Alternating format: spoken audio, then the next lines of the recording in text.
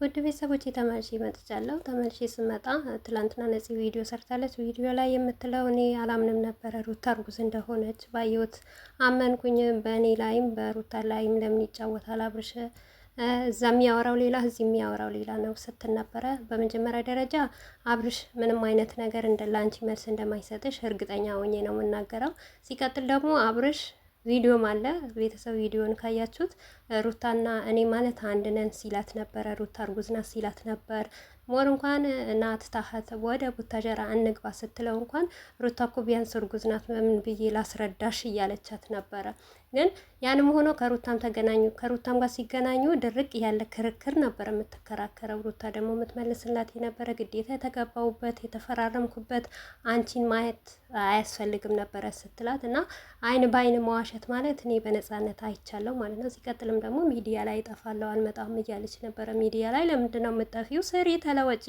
እንደኔ ባጠፊ ደስ ይለኛል። ስሪ ግን በእንደዚህ አይነት ስራ ሳይሆን ስነ ስርዓት ባለው ስራ አብርሽንም በማያስጠራ ሩታንም በማያስጠራ ስራ መተሽ ብትሰሪ ማንም ይለወጣል። እኛም እናበረታታሻለን። ምንም ችግር የለብንም። ነገር ግን አንዳንዴ እኛም ስሜታዊ የምንሆነው አንቺንም ጫና አድርገን የምንሰድብሽ በቃ ያልሆነ ነገር በሴት ልጅ ማይጠበቅ ነገር ስለምታወሪ ነው። አሁንም ራሱ በአንቺ የማይጠበቅ ነገር ነው የምታወሪው።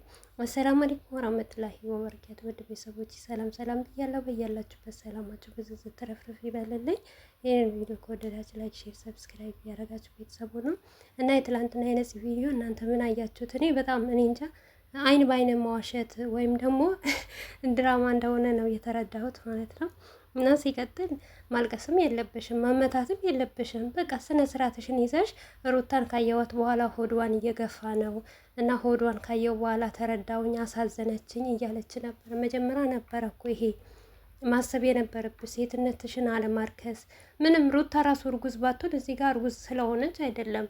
ሩታ ራሱ እርጉዝ ባትሆን አንቺ በባለ ትዳርና መሀል ገብተሽ ምን ትሰሪያለሽ? በባሊና ሚስት ማለት ነው። እነዚህ ልጆች እኮ ባሊና ሚስቶች ናቸው እንዴ። ትዳራቸው የውሸት ስትይ ነበረ፣ አልተጋቡም ልትይ ነበረ። ሞር እንኳን ለምን ዱባይ ሄደው እየተጋቡ ነው እያልሽ ነበር። አሁን ግን እንዴት በምን ደረጃ? ወይስ ከምሬ ነው የምላቸው እኛ አንዳንድ ሰዎች ናቸው እንጂ።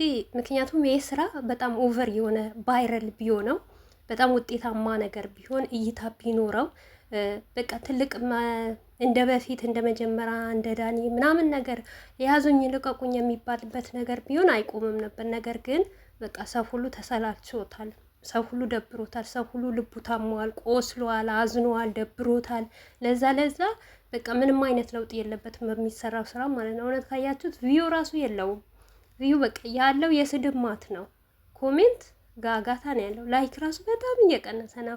ለዛ ስለሆነ ራስሽ በዚህ ነገር ሰበብ አድርጌ እኔ ያላወኩም ነበር ብለሽ መውጣት ፈልገሽ ነው እንጂ ሩታ እርጉዝ መሆኗ በትክክል ታውቂያለሽ። ባሊና ሚስት እንደሆኑ በትክክል ታውቂያለሽ።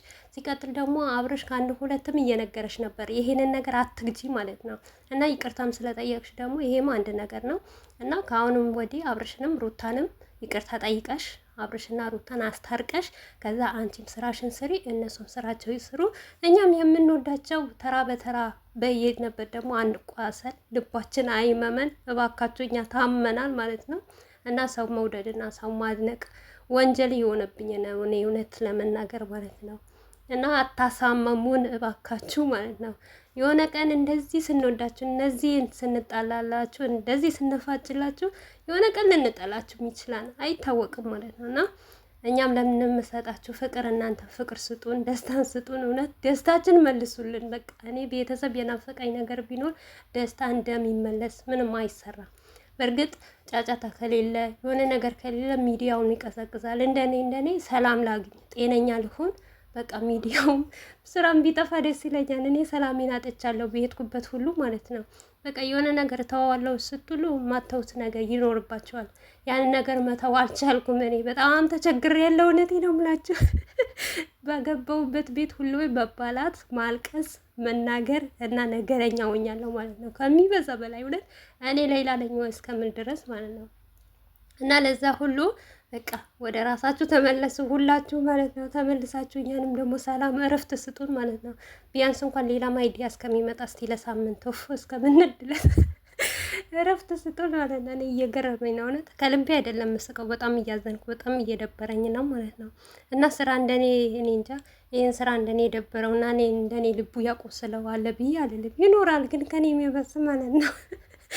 እና ለሁሉም ነገር እውነት እየመሰለኝ እያለቀስኩ ራሴን እየደበረኝ እስከ መቼ ድረስ እንኑር? እና ሁላችሁም ተስማምታችሁ በአንድነት ስሩ እላለሁ። በዚህ አጋጣሚ ሩታና አብርሽ ሰላማችሁን ይመስልስላችሁ፣ ትዳራችሁን እስከ መጨረሻው ያማረ የሰመረ ያደርግላችሁ። ምንም ማድረግ አልችልም፣ እችለዋለሁ። ካመጣ ነገር ማይቻል ነገር የለም። እችም ቀን ታልፋለች፣ የማያልፍ ቀን የለም ማለት ነው።